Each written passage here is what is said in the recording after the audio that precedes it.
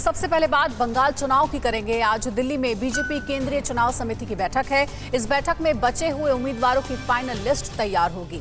ममता ने क्यों कहा उन्हें मारने के लिए साजिशें रची जा रही हैं? चुनाव आयोग ने ममता के आरोपों पर क्या जवाब दिया है? बंगाल चुनाव से जुड़ी सभी अहम खबरों के लिए देखते हैं top 9 battle of Bengal. Delhi में आज बीजेपी की केंद्रीय चुनाव समिति की बैठक है। ये बैठक शाम 6 बजे होगी। उससे पहले सुबह बंगाल बीजेपी कोर ग्रुप की बैठक पार्टी अध्यक्ष जेपी नड्डा के साथ होगी। इस बैठक में अमित शाह भी शामिल होंगे। इन बैठकों के जरिए पश्चिम बंगाल विधानसभा चुनाव के 5वें और 6ठे चरण के उम्मीदवारों के नाम पर मुहर लगाई जाएगी। ममता बनर्जी ने बीजेपी पर गंभीर आरोप लगाए हैं। बांकुड़ा की एक रैली के दौरान ममता ने बीजेपी की नीयत पर सवाल उठाते हुए कहा कि क्या बीजेपी मेरी हत्या करने की साजिश रच रही है?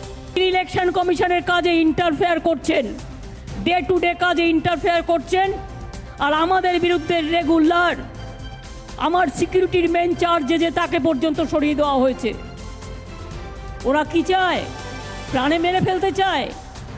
আমার শ্রদ্ধা রেখেই আমি বলছি, নির্বাচন কমিশন কে চালাচ্ছেন? অমিত শাহ বাবু আপনি চালাচ্ছেন না তো আমার প্রশ্ন রয়ে গেছে। चुनाव आयोग ने ममता बनर्जी के आरोपों पर कड़ी प्रतिक्रिया दी है। उपचुनाव आयुक्त सुदीप जैन ने सीएम को चिट्ठी लिखकर कहा है कि आयोग इस बात को पसंद नहीं करेगा कि किसी राजनीतिक दल से निकटता को लेकर उसे सवालों के कटघरे में खड़ा किया जाए। तृणमूल कांग्रेस आज अपना चुनावी घोषणा पत्र जारी करेगी। घोषणा पत्र में सत्ता में आने पर हर गरीब के घर मुफ्त राशन पहुंचाने की योजना का ऐलान किया जा सकता है। इसके अलावा घोषणा पत्र का फोकस स्वास्थ्य, महिलाओं और नौकरियों पर भी होने की उम्मीद है। ममता बनर्जी स्वास्थ्य और रोजगार को लेकर बड़े वादे कर सकती हैं।